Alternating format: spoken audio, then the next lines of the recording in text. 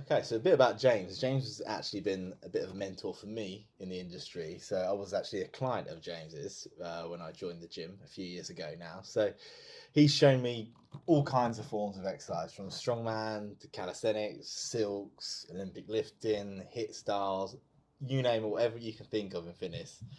He's shown me a little bit, and showed me that he's enjoyed all these things. But going back to you, your favorite styles of exercise, and why do you like implementing them with your clients? Because sorry, yeah, go on, you go. Yeah, I mean, my favorite styles of exercise is an argument that I have almost every day in my head.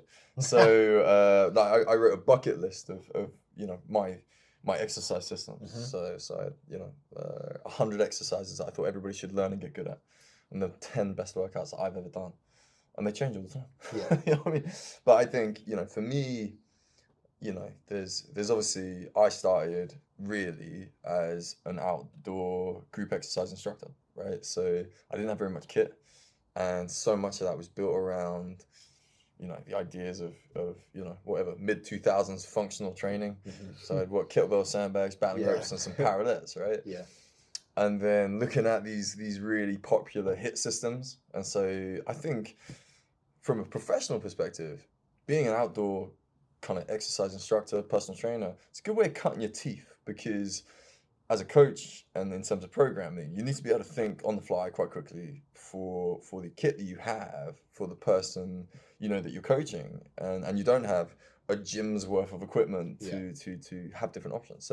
So I thought that was a really good way for me to kind of start as a coach, and obviously, yeah, I've got so many memories of amazing group exercise workouts and PTs in the park. And I guess that early stage for me always made me think of trying to make it look not just interactive, but like gamify the training. Yeah. So there's so much when you're in a park with somebody where you've got space. And I think when I was working in more commercial gyms, so this was before I set up as a group outdoor exercise instructor, I was always struggling for space, because some of the coolest workouts I'd ever seen were, the NFL inspired, SNQ, they're sprinting down and they're catching a ball and then dropping into some sort of like tire flips. And I'm like, I want to do that. Yeah. I'm in the middle of a commercial gym going, there's no way I could pull something like that off. So when I got into the parks, I started having more fun creating bigger workouts. And obviously that's something that, stuck with me ever since. The tunnel facility we have at Wild is completely unique in the UK, because we get to do all those things and not get wet, and you can slam and flip and throw and do a million different things that you couldn't do in a commercial gym, right?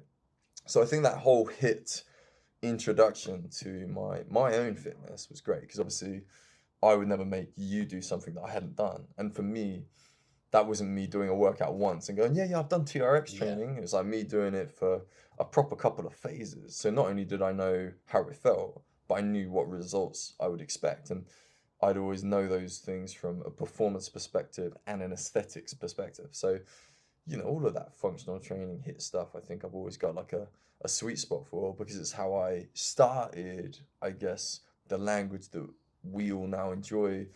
That a lot of the clients see, the Wild Training gyms, CrossFit and 40 gyms, it's a bit more creative, but a bit more playful, in terms of manipulating that science of exercise physiology and just making it look a bit sexier and a bit more fun and a bit more like a challenge, because if I go, hey, can you do this?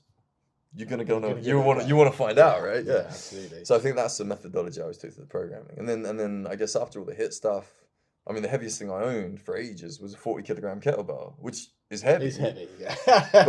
but in the the grand scheme of 200-kilo plus deadlifts, it's not. So when I bought the gym, that was my first opportunity of having some heavy lifting. And you meet Baz, who's like strongest police officer in the UK. He's just won the Masters for under 105, I think it was. Right. I think it was it might have even been Masters Opens, in the UK, which is insane. So amazing strength coach, and all of a sudden he's throwing around weights that I've never even imagined.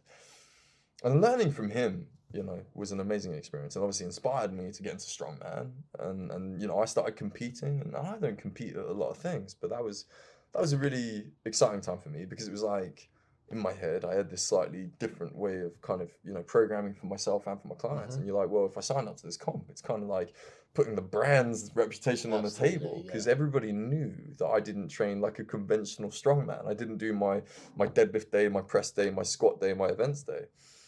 And so yeah, going through those comps and obviously winning, the final one was a real highlight for me. So I think again, strongman is a type of strength training and weightlifting that I guess I found way more engaging than anything else I found. So Yeah. I've enjoyed Olympic lifting. I've enjoyed bits of bodybuilding. I've enjoyed all the historic different styles of functional training. But for me, like strongman is always going to have that real raw sense of get better at learning how to use your body to move things. Yeah.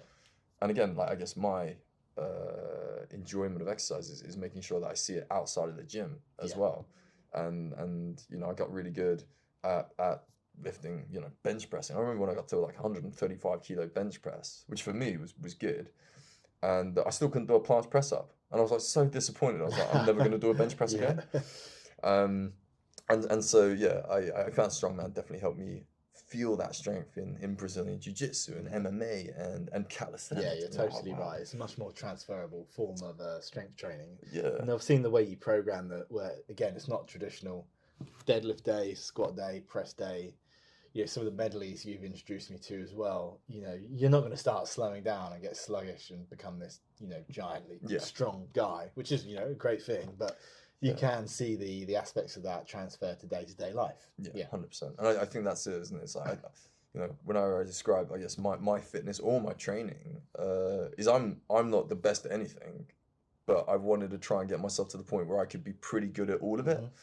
And so having that freedom of knowing that I'm not trying to be the best 5% strongman in the UK means that I don't need to focus my diet on being lots bigger. I don't need to focus my training on going from 100 kilos over my head to 120, 130 kilos over my head.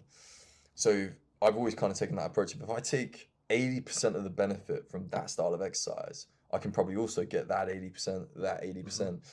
And that, in my head, has always raised my fitness level in the way that I've enjoyed the most. Whereas as soon as I try to peak for whatever, Brazilian Jiu-Jitsu or strongman, if I'm trying to peak, a lot of my other systems will drop down, and then I'll go for a run and I'll feel like a moose. And you're like, oh my God, you remember that first time you and me went to CrossFit? Last and second last. And we were like, we have some work to do, man. Do you know what I mean? So I love that. I always think, you show me what I'm worst at and you'll see me at my best. And that's why I've tried to always give my clients the confidence to kind of experience, because when we started training, if I ever found something that you weren't great at, it's like, let's work on it, because it's going to be so easy for me to make you better at it. It's low-hanging fruit there, isn't it? Right. And that's how clients come in and go, I've got this knee pain. I've got this postural problem. I've got this thing that I can't do. I'm rubbish at whatever, deadlifting. Like Nat Williams is like one of the fittest members in our gym, right? Trained her since 2019. So I've trained her for 4 years now consistently. And she I don't deadlift. I was like, why don't you deadlift? And she goes, it hurts my back. And I'm like, well, you deadlift all the time and you have to pick something up off the floor, right? So let's work on that so that when you deadlift, it doesn't hurt your back, right? And sure enough, like hardly any training. I mean, we probably only did that for about 6 weeks. She never had a back problem again. And so yeah, I love finding things that people aren't good at and not proving them wrong, but proving they can.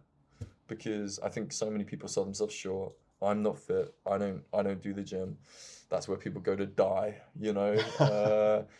And like I think my focus on programming fun, enjoyable training and results is where people reframe what they think exercise is. Like what they think the why around they should exercise is, exercise because you don't want to have a heart attack, exercise to lose weight. And it's just like, but there's exercise because it's fun. Yeah, exactly. Yeah. And that's how I do everything. So yeah, for me, my favorite style of exercise, it's impossible, man. I love it all. And it can be quite professionally limiting, I'd say, to have a real niche.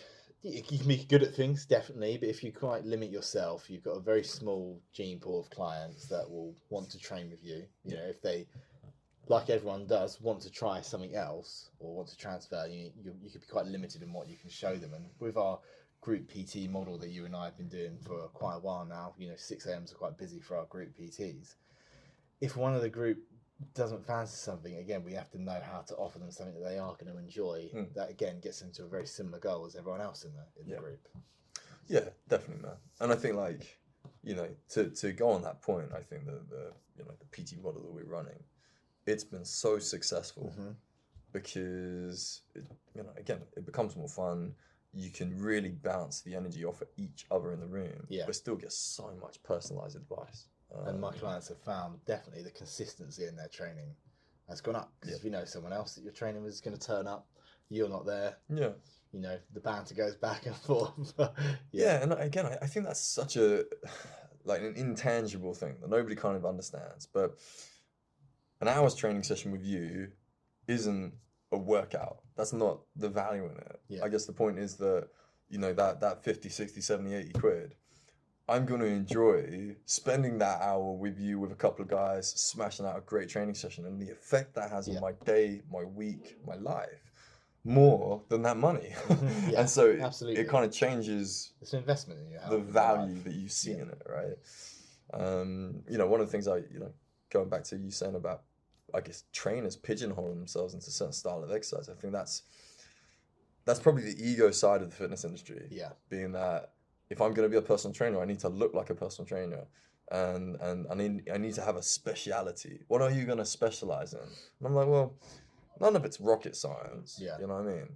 And the people I'm training, my interest isn't in helping people necessarily become an elite athlete. I don't necessarily think being an elite athlete is good for you.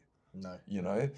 So if I'm not trying to be elite, I don't need to be elite at anything. I just need to be pretty good so that I have a really good understanding of how to help you get to good. Because 80% of the country are not healthy. So if I can help 80% of the country go from not very healthy to being healthy, not like elite, just healthy, we're gonna have a massive impact on people's lives.